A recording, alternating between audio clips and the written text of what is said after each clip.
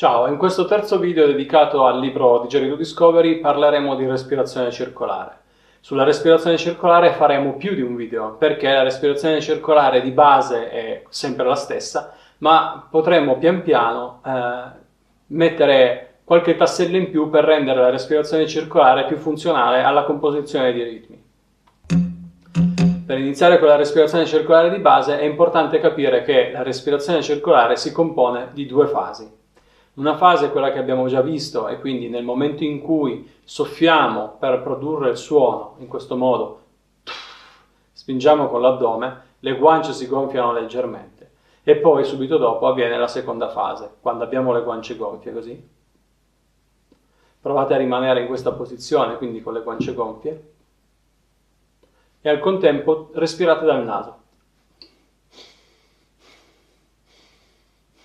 In questo caso dovreste riuscire facilmente a comprendere che il retro della lingua va a toccare contro il palato molle. In questo modo la lingua funziona come una valvola e chiude nella posizione che vedete nell'immagine. In questo caso noi abbiamo la libertà di poter buttare fuori l'aria dalla bocca nel frattempo che inspiriamo. Come? Semplicemente rimaniamo di nuovo con le guance gonfie. Espelliamo l'aria dalla bocca semplicemente agendo con i muscoli delle guance. Come facciamo a spingere fuori l'aria? Utilizzando sempre i muscoli delle labbra come se stessimo facendo un sorriso sprozzato. E nel frattempo inspiriamo. Guance gonfie. Guance gonfie. Ok? Una volta fatto questo esercizio ci accorgeremo che avremo tanta aria nell'addome.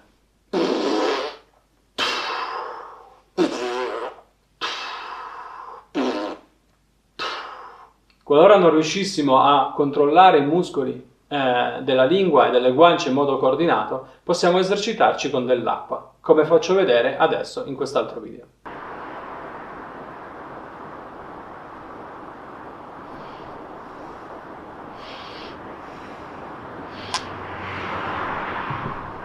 Il consiglio che vi do è quello di esercitarvi su ogni singolo esercizio, quindi sul semplicemente buttare fuori l'aria dalla bocca in questo modo, anche senza fare caso alla respirazione, e farlo per 2, 3, anche 5 minuti, in modo da acquisire un automatismo, quasi una noia, o riuscire a entrare in una sorta di sovrappensiero in cui non stiamo più tanto a ragionare su cosa stiamo facendo, ma ci viene in automatico, e successivamente inserire anche l'inspirazione. Quindi 2, 3, 5 minuti così, e poi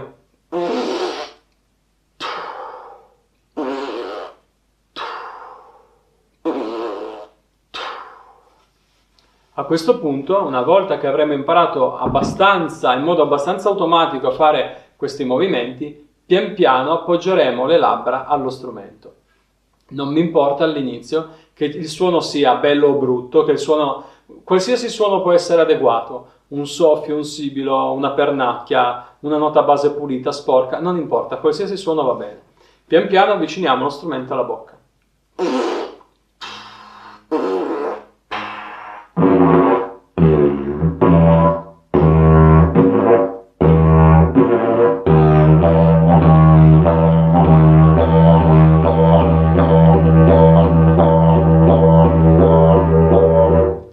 E la respirazione circolare è fatta. Con queste poche informazioni dovreste essere in grado di riuscire a fare da soli tranquillamente la respirazione circolare. Non è assolutamente così difficile come alcune persone dicono o pensano. Tutt'altro, i miei studenti, quando vengono a fare i corsi o i laboratori con l'associazione Arte e Tradizioni, imparano generalmente nel giro di 45 minuti, un'ora, al massimo un'ora e mezza, bene o male riescono tutti. Quindi se avete difficoltà non vi preoccupate, provate a mandarmi un messaggio e vediamo cosa si può fare. Nel frattempo vi ringrazio, se questo video vi è piaciuto mettete like e cliccate subscribe per non perdere i prossimi video. E mi aiuterete anche a far girare questi video più facilmente su YouTube. Nel prossimo video proseguiremo con la respirazione circolare, ma vedremo qualche altro step in più. Alla prossima!